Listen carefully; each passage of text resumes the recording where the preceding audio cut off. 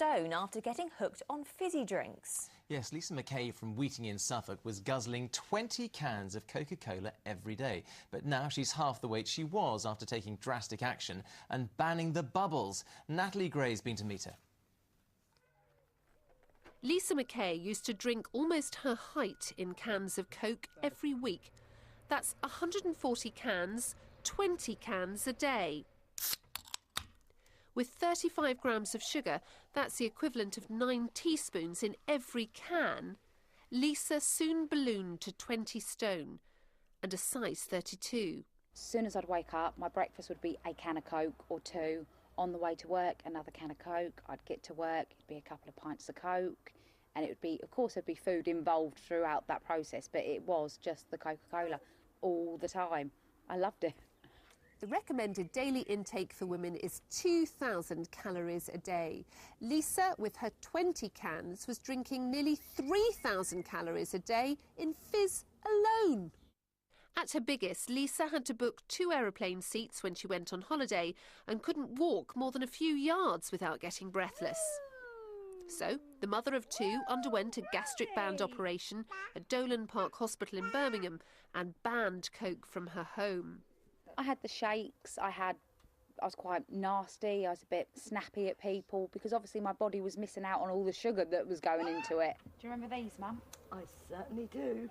Lisa hasn't drunk a mouthful of Coke since, and if she's ever tempted, she remembers a humiliating experience when she got wedged in a children's play tunnel.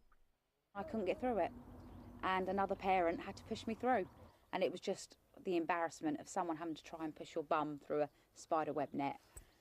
No, not pleasant. As for the fizzy drink company, it said, "We applaud Lisa McKay's weight loss and her efforts to live a healthy lifestyle. Coca-Cola has a variety of drinks in a range of pack sizes with and without calories, all of which can be enjoyed in moderation and as part of an active, healthy lifestyle." She's half the woman she was, the Coke habit's under control, and Lisa's got as much energy as her bouncing boys. No wonder she can't stop smiling. Natalie Gray, Anglia News, Weeting in Suffolk. Well done, Lisa. Yeah. Well, it's 11 minutes past 6. You're watching Tuesdays. One of the region's major seaside attractions is up for sale. Southwold Pier is on the market for £6 million. Yes, after getting planning permission for a new hotel extension, its owners can no longer afford to go through with the project. Laura Burns has more on that. It's won a number of national tourism awards. The second biggest employer in the town, this pier has changed the face of Southwold since it was rebuilt in 1999. And it's set to get even bigger as this pavilion transforms into a 30-bedroom hotel. But that's proving too expensive. We went from £3 million, where the banks were satisfied with the business's deposit, to a £5 million build where they wanted 40%. It's a bit like selling your home, you know. You don't know who's going to come through the door. You don't know whether they're going to be a good neighbour to your next-door neighbour you're leaving. And I'm particularly sensitive because of my staff, because they are fantastic. The pier is a thriving summer attraction, from traditional cafes and shops to this rather wacky arcade of alternative slot machines. Now, of course, whoever buys the pier is going to need a lot of real cash of their own. £6 million worth, in fact. And that's not all. They'll also have to commit to a new hotel extension, which is a £5 million project in itself.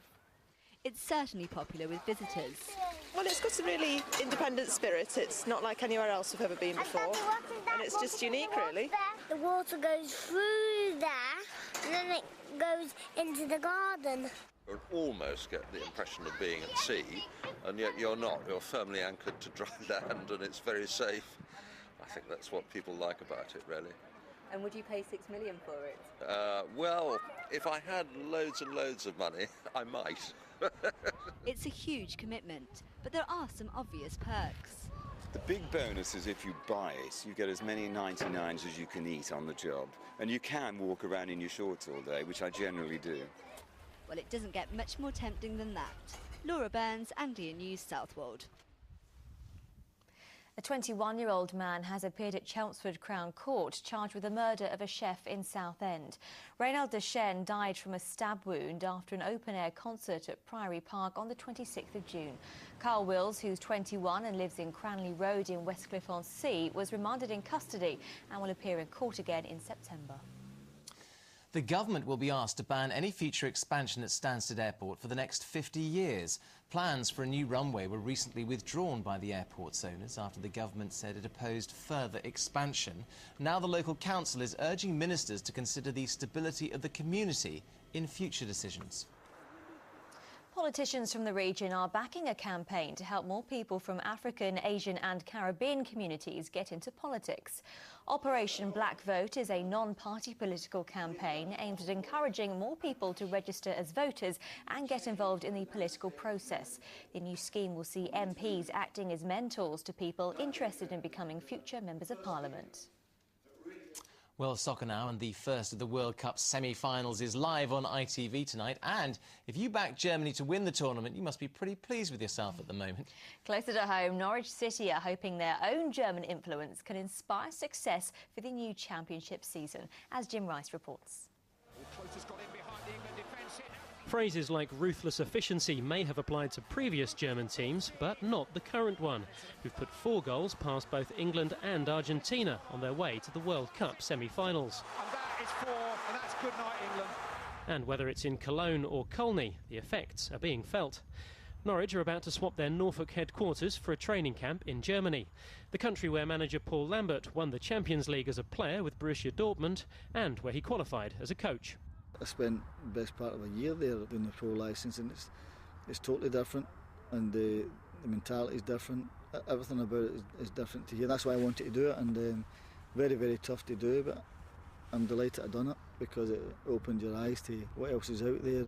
There'll be plenty of new signings on the plane, including former Southampton and Wolves midfielder Andrew Surman and former Everton goalkeeper John Ruddy, who comes from St Ives in Cambridgeshire.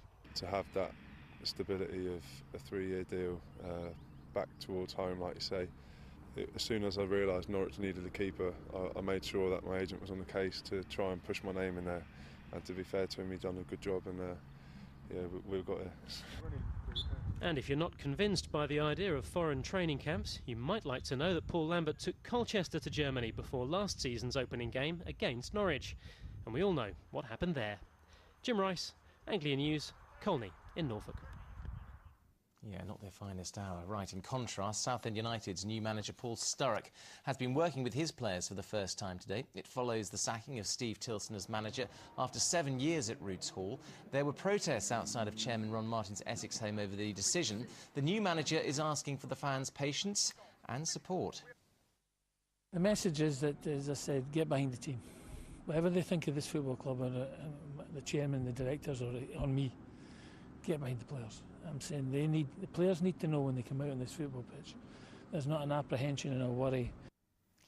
A man from Essex who's turned his shed into a pirate ship has won the Shed of the Year award. Reg Miller from Southend beat more than 1,200 rivals to win the award. He spent years working on his shed to turn it into something out of that lovely film, Pirates of the Caribbean.